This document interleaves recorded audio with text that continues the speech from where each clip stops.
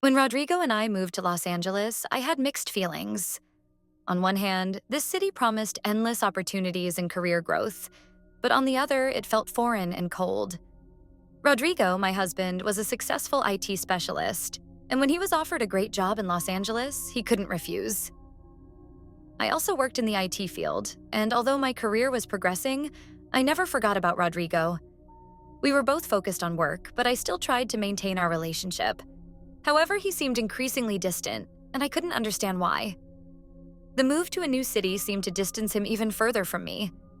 His schedule became even busier, constant business trips and projects that took up all of his time.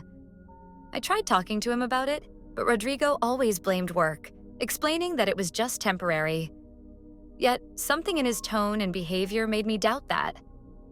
In the first weeks after the move, I felt lost. I noticed more and more how our conversations grew shorter and more formal. While I was trying to keep our connection alive, he seemed to have stopped trying. It hurt me deeply, especially since I was also busy with my career but hadn't grown distant from our marriage. Why was it different for him? One evening, Rodrigo invited me to a corporate party hosted by his company. I wasn't thrilled by the idea, but I thought it might help bring us closer. When we arrived, Rodrigo quickly immersed himself in discussions with colleagues, once again leaving me on my own.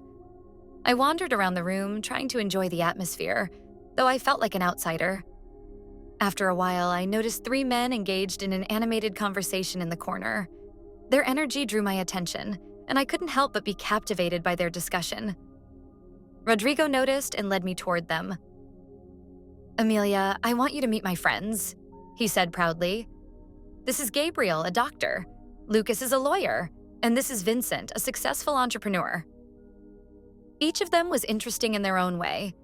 Gabriel attracted me with his calm confidence, Lucas with his wit and intelligence, and Vincent with his magnetic charisma and vibrant energy. Their light flirtation and engaging conversations made me forget my worries.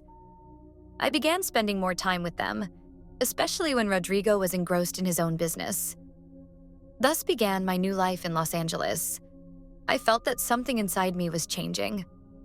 Perhaps it was the anticipation of the transformations that were about to unfold. Several weeks had passed since that corporate party.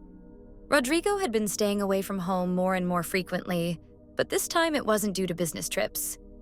The project he was working on had shortened deadlines, and he had to spend nights at the office. The office was equipped for such occasions: comfortable resting rooms, all the amenities for working around the clock. Rodrigo didn't see anything wrong with it. It was part of his ambitious lifestyle.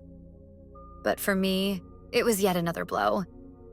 I was left alone more often, and each night without him deepened the void I was feeling. I tried to support him, telling myself it was temporary, that it was just one project. But deep down, I knew our relationship hadn't been the same for a long time.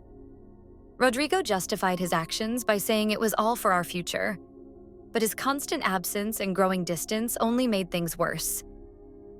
That evening, I was invited to a party at one of Rodrigo's friends' houses. I hesitated, unsure whether to go. Rodrigo couldn't join. He was once again stuck at the office, consumed by work. In the end, I decided to go. I needed a distraction. When I entered the house, I was immediately surrounded by an atmosphere of lightness and fun. People were laughing, chatting, enjoying life. I tried to blend into the rhythm of the party, but I still felt just as lonely as before. At some point, I saw Gabriel in the crowd. He was standing nearby, talking to someone, but as soon as he noticed me, he made his way over. "Good to see you, Amelia," he said with a warm smile as he came closer. "How have you been?" His voice immediately enveloped me with the warmth I had been missing. I smiled back, trying to hide my inner turmoil. "Everything's fine," I replied, though in reality I wanted to share my true feelings. "Rodrigo, he's staying overnight at the office again, working on a project." Gabriel nodded, and in his eyes I saw understanding. That must be tough, being alone so often. His words were simple, but they struck straight to my heart. For the first time, I felt that someone truly understood me, without judgment or trying to justify Rodrigo's behavior. We spent most of the evening together, talking about the things that concerned us. Gabriel was so attentive, his calmness and care filled me with a sense of comfort I hadn't felt in a long time. At one point, I realized I was feeling something more than just admiration for him. He was everything I had been missing. Calm, understanding, someone who paid attention to me in a way I so desperately craved in my relationship with Rodrigo. When I left the party, new and frightening feelings settled in my heart. I knew that something had started to change, and perhaps those changes couldn't be stopped anymore. A few days had passed since that party, and I was lost in my thoughts more than ever. I couldn't get Gabriel out of my head. His attention, his care. It was something I hadn't felt in my relationship with Rodrigo for a long time. So when Gabriel called and asked if I wanted to have dinner with him, I agreed almost immediately. He invited me to a restaurant with a panoramic view of the city. This place always fascinated me, and I knew the evening would be special. When I arrived at the restaurant, Gabriel was already waiting for me at the table. The city lights shimmered through the windows, creating an intimate and secluded atmosphere. We started the dinner with light conversation, but soon the talk shifted to more personal topics. "How have you been feeling lately?" Gabriel asked, his voice filled with genuine concern. I hesitated. Talking about my inner disappointments wasn't easy, especially with someone I hadn't known for long. But in his eyes, I saw that he was ready to listen, and most importantly, not judge. I feel lost. I finally answered. Rodrigo seems completely absorbed in his work, and I'm left alone, even though I'm busy with my own career. But I don't understand how he could distance himself so much. Gabriel nodded, his eyes full of understanding. "You know, I've had moments like that too," he said, "when I felt like everything I was doing was losing its meaning. You work hard, you try, but in the end, you're still alone." His words touched me deeply. I felt like Gabriel understood my feelings in a way no one else could. We continued to talk about our disappointments, about how hard it can be to admit, even to yourself, that you're unhappy. Our conversations brought us closer, and I realized that my attraction to Gabriel was growing with every minute. When dinner came to an end, Gabriel suggested we step out onto the terrace. I agreed, feeling a strange excitement inside. The night air was cool and refreshing, and the city lights stretched out before us like something magical. We stood next to each other, and the silence between us was thick with tension. I turned to him, and at that moment our eyes met. Everything happened so naturally. I felt him leaning toward me, and before I could even process it, our lips met. It wasn't just a kiss. It held so many unspoken words, so many emotions I had been suppressing. I was shocked, but I couldn't stop. That kiss awakened something in me that I hadn't felt in a long time. Passion, desire, something forbidden and unknown. When we finally pulled away from each other, I couldn't meet his eyes. My heart was racing. I knew that this moment had changed something inside me. I had embarked on a path from which there would be no return, and it both frightened and thrilled me at the same time. For the past few days, my thoughts had been consumed by the kiss with Gabriel.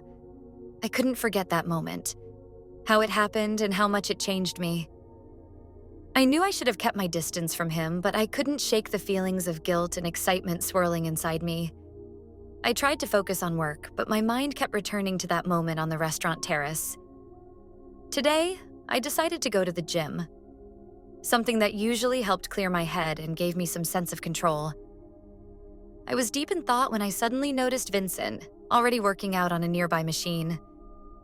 When he saw me, he smiled, and something clicked inside me. His confidence and energy were magnetic, and though I knew I shouldn't seek new thrills, I found myself stepping toward him. "Hey, Amelia.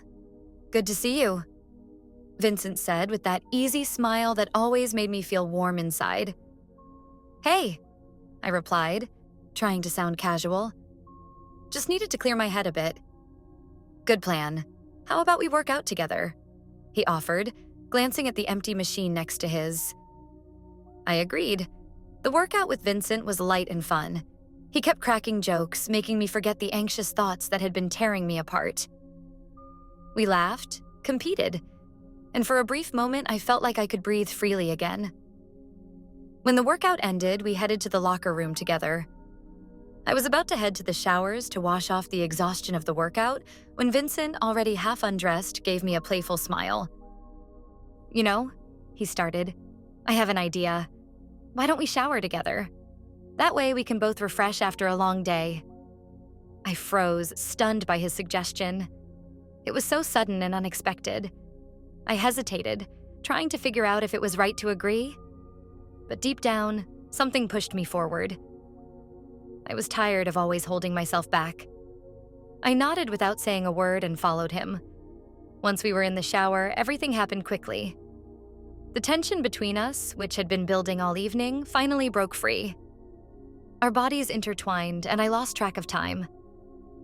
Passion completely overtook me, as if this moment was my release from all doubts and fears. When it was over, I stood under the warm streams of water, realizing that my life was spiraling out of control.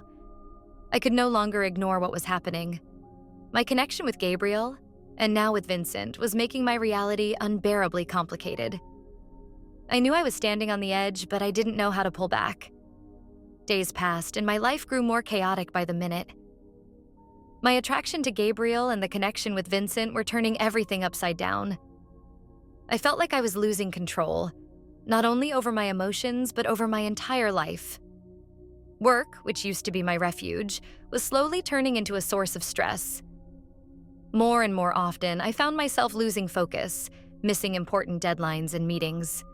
My bosses were starting to express their dissatisfaction, and the pressure only increased my internal tension.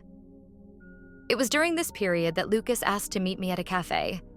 I agreed, though I suspected this might lead to a difficult conversation. Lucas had always been a good friend to me, his intellect and charm making him a pleasant companion. But now, with my heart already attached to Gabriel and Vincent, his feelings toward me took on a different light. We sat at a small table in a cozy cafe, and I could feel his gaze growing more intense.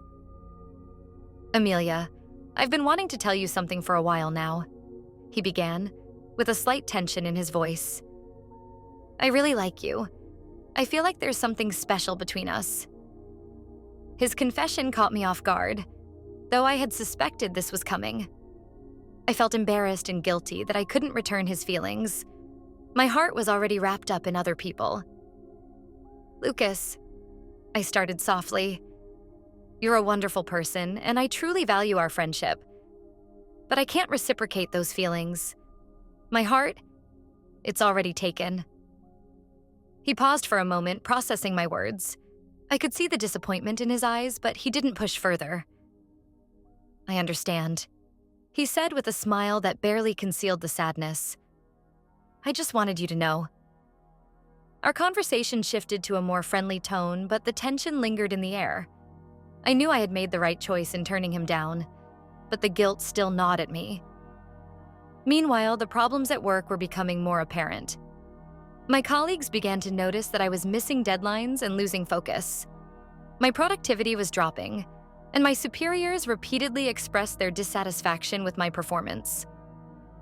I tried to pull myself together, but my thoughts were constantly consumed by Gabriel and Vincent. I found myself facing the first major crisis in my career, unsure of how to pull myself out of it.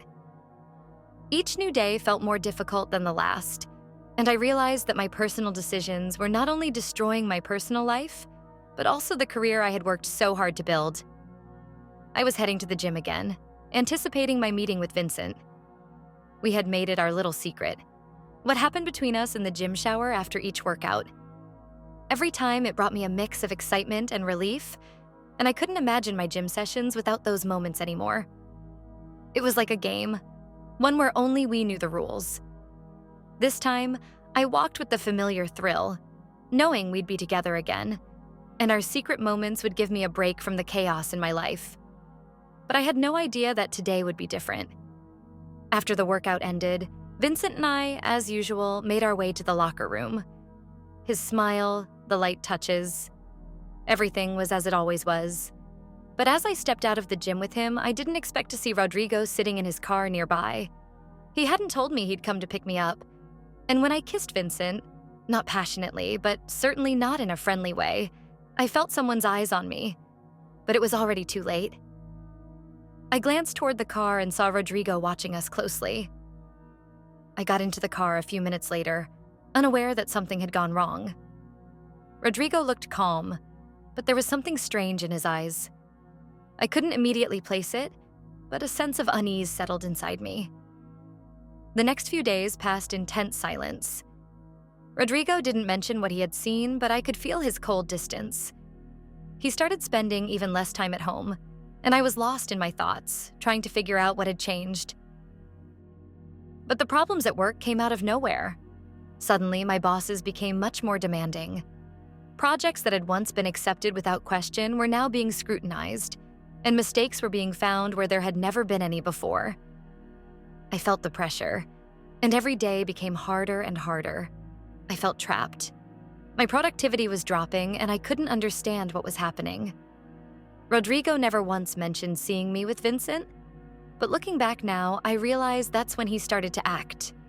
Using his connections in the professional world, he made sure my bosses became stricter with me. It was his revenge. But at the time, I had no idea he was behind it all. All I felt was the fear of losing my job, the one thing that had once been my refuge. Each day, the situation worsened. I was on the verge of breaking down. My work had become unbearable, and the pressure never let up. Everything was falling apart right in front of me, and I didn't know how to stop it. The tension had reached its peak. Every day had become torture for me.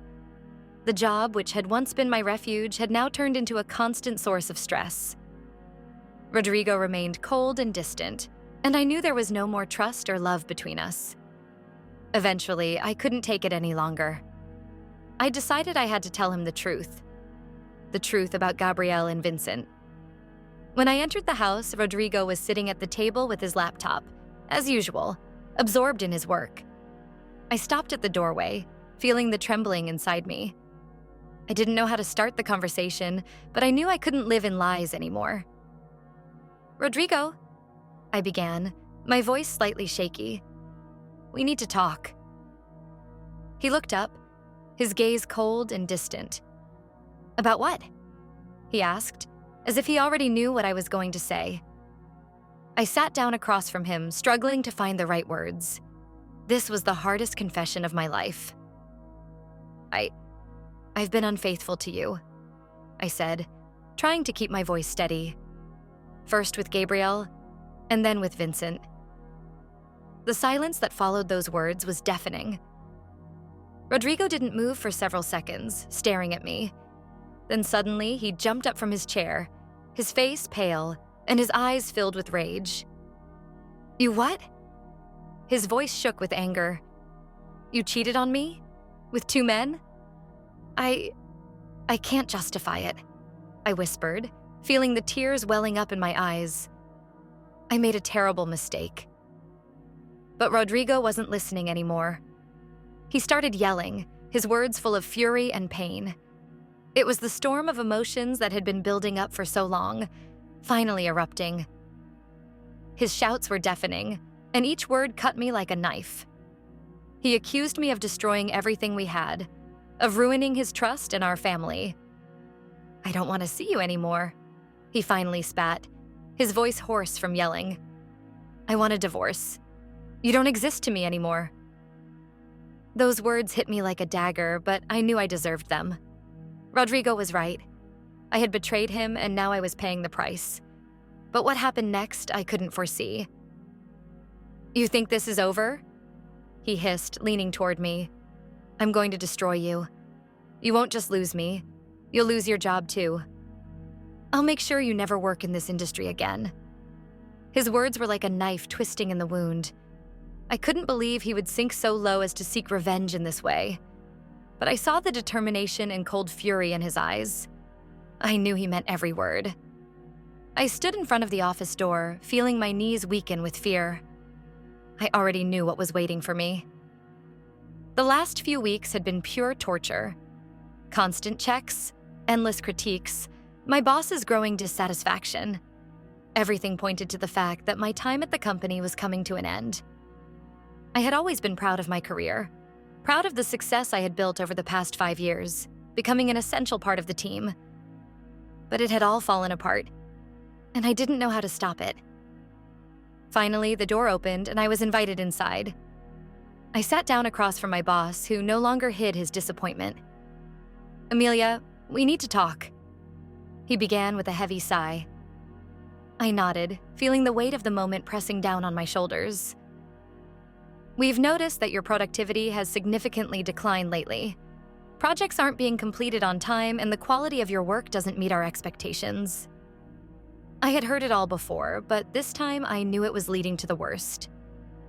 "We appreciate your contributions over the years, but under the current circumstances, the company can no longer afford to keep you on the team." My heart sank. I stared at my boss, unable to believe that this was actually happening. I was being fired. I was losing the job I had spent years building. Everything I had invested in this company was now vanishing, as if it had never existed. "I understand," I whispered, struggling to hold back tears. "We'll provide you with a reference letter," he continued, "but you'll need to leave the office within the next week." I nodded, but I couldn't move. It all felt like a dream I hoped to wake up from. I knew things at work had been bad, but I didn't think it would come to this. Inside, everything had collapsed. When I finally left the office, the world around me felt surreal. I was losing everything. My marriage was broken. My relationships with Gabriel and Vincent no longer made sense. And now the job I had worked so hard for was gone. I was utterly alone, with a shattered life, and I didn't know what to do next. After the divorce and losing my job, there was nothing left for me but to leave. Staying in the city where everything reminded me of my shattered life was impossible. I made a decision to start fresh, in a new place. It was the only way to try and leave the past behind. Rodrigo had done everything to destroy my career. Thanks to his connections, no good company would hire me. Each rejection felt like a reminder that I hadn't just lost my job, but all opportunities for professional growth. I chose a small town by the coast, a place I had never been before, where no one knew me. I wanted to escape everything, the memories, the pain. Here, everything was new. The streets, the people, the pace of life. I found a small apartment on the outskirts and got a job at a modest company that didn't care about my past. They just needed a specialist. And I happened to be in the right place at the right time.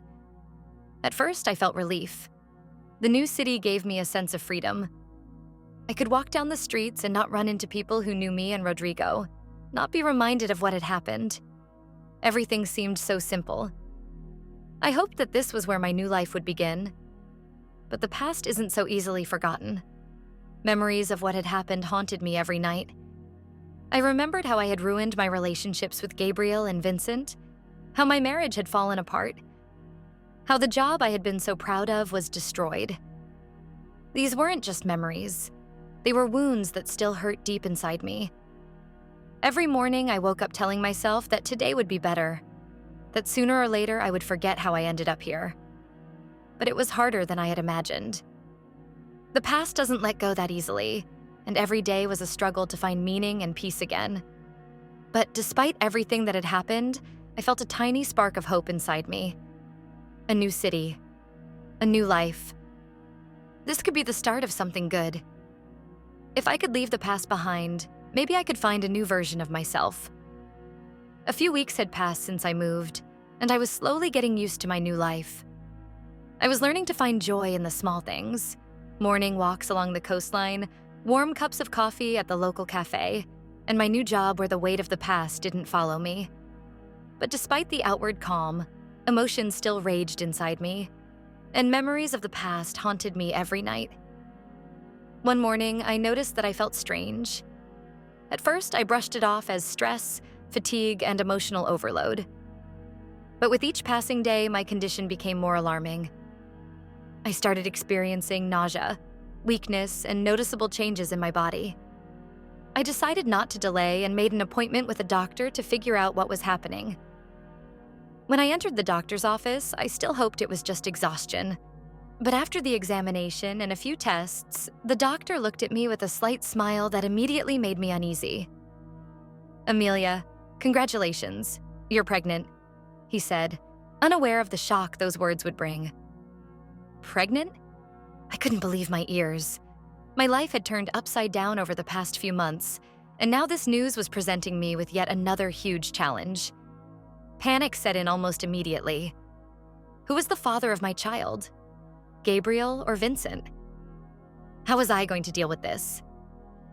I sat in the doctor's office, feeling the fear rise inside me. My future now seemed even more uncertain. I had just begun to rebuild my life after a ruined marriage and career, and now I was faced with a new set of challenges. I had no idea how to handle it. As I left the clinic, the cold wind brushed against my face, reminding me that life was once again throwing me into a whirlwind of trials. I stood at the edge of a new abyss, one I couldn't have predicted or controlled. All I had left was the hope that I could find the strength to deal with this new reality.